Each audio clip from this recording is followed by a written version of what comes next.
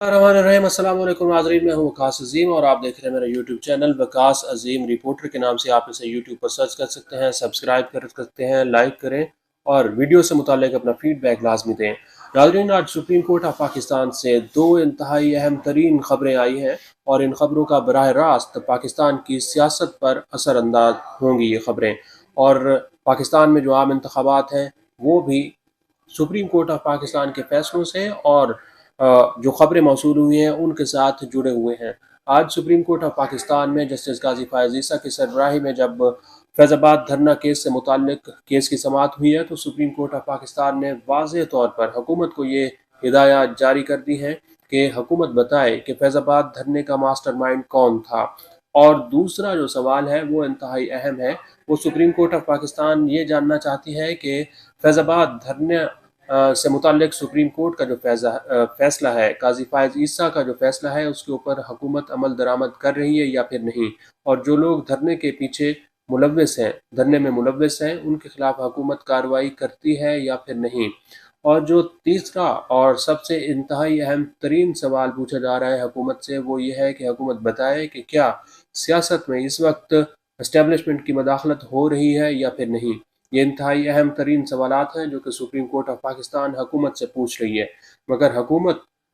आए बाएं शाये कर रही है। हुकूमत सुप्रीम कोर्ट ऑफ पाकिस्तान को वाज़ेह तौर पर यह नहीं बता रही कि फैज़ाबाद धरने में जो लोग मुलव्विस थे उनके खिलाफ कार्रवाई की जा रही है या फिर नहीं। फैज़ाबाद धरने का मास्टरमाइंड कौन था और फैज़ाबाद धरने की माली तौर पर मुआवनत किसने की थी, और जो लोग फैज़ाबाद धरने में मुलव्विस थे उनके खिलाफ हुकूमत कार्रवाई कर रही है या फिर नहीं। अगरचे हुकूमत की जानिब से एक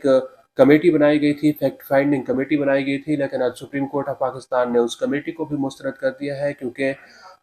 चीफ जस्टिस ऑफ पाकिस्तान काजी फायज ईसा ये समझ रहे हैं कि जो TORs हुकूमत की जानिब से बनाए गए हैं वो मुनासिब नहीं है, और ऐसा लगता है कि हुकूमत फैज़ाबाद धरने की तहकीकात ही नहीं करना चाहती। दोस्तों, 2019 में इस्लामाबाद में फैज़ाबाद के मकाम पर तहरीक लब्बैक पाकिस्तान के साबिक जो सरबराह थे खादिम हुसैन रिजवी, उनकी जानिब से धरना दिया गया था और कई रोज़ तक फैज़ाबाद पर इस्लामाबाद को एक तरह से यरगमाल बना के रख दिया गया था। ट्रैफिक को बंद कर दिया गया था, कारोबार ज़िंदगी मुअत्तल कर दिया गया था और पाकिस्तान की मईशत को भी नुकसान पहुँचाया गया था। लेकिन गुज़िश्ता 4 सालों के दौरान हुकूमत ने इसकी कोई तहकीकात नहीं की, और जब धरना ख़त्म हुआ था तो उस वक्त हमने देखा था कि पाक फ़ौज के जो अफसरान थे वो धरने के शुरका में रकूम बांट रहे थे और उनकी सपोर्ट कर रहे थे। अब सुप्रीम कोर्ट ऑफ पाकिस्तान हुकूमत से बार बार ये पूछ रही है कि इस फैसले के ऊपर अगर आप अमल दरामद कर लें तो ये वाज़ेह हो जाएगा कि पाकिस्तान की सियासत में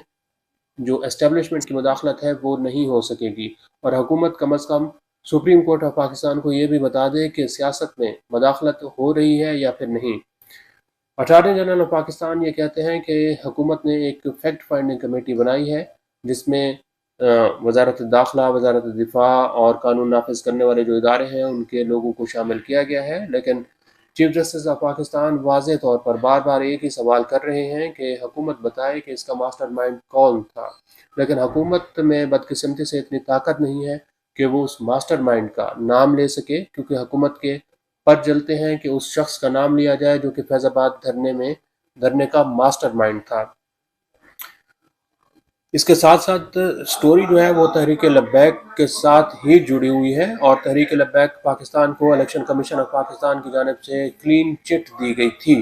लेकिन आज सुप्रीम कोर्ट ने उसके ऊपर भी सवालात उठा दिए हैं, क्योंकि सुप्रीम कोर्ट ऑफ पाकिस्तान ने इलेक्शन कमीशन को अब यह हिदायत जारी कर दी है कि तहरीक लब्बैक पाकिस्तान के ख़िलाफ़ तहकीकात की जाएँ कि इस जमात की कैसे रजिस्ट्रेशन हुई है, इस जमात को कैसे ममनुआ तौर पर 15 लाख रुपए की फंडिंग की गई है, क्योंकि इलेक्शन कमीशन जो है वो भी इसमें एक किस्म से मुबैना तौर पर जानिबदारी का मुजाहरा कर रहे हैं, और ऐसा लगता है कि तहरीक लब्बैक पाकिस्तान को कहीं से सपोर्ट मिल रही है, क्योंकि सुप्रीम कोर्ट ऑफ पाकिस्तान ने तहरीक लब्बैक पाकिस्तान की रजिस्ट्रेशन के ऊपर सवालात उठाए हैं। और जब तहरीक लब्बैक पाकिस्तान की रजिस्ट्रेशन हुई थी तो उसके जो सरबराह थे वो पाकिस्तान से बाहर थे, UAE में थे और या फिर कनाडा में थे।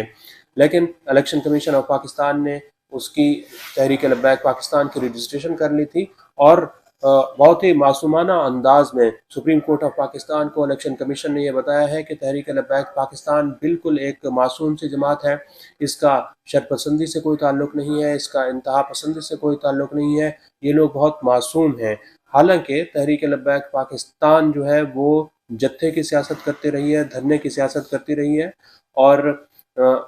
जो फैज़ाबाद का धरना है वो इसी सिलसिले की एक कड़ी है। अब सुप्रीम कोर्ट ऑफ पाकिस्तान ये चाहता है कि जो इलेक्शन कमीशन ने तहकीकात की हैं ये बिल्कुल मुनासिब नहीं है, इनके खिलाफ भरपूर किस्म की तहकीकात की जाए।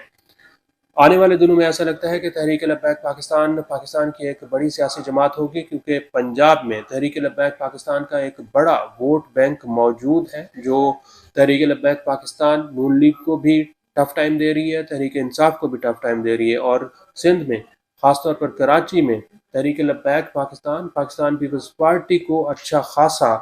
टफ टाइम दे रही है। तो ये एक बज़ाहिर ऐसा लगता है कि तहरीक इंसाफ के बाद इनका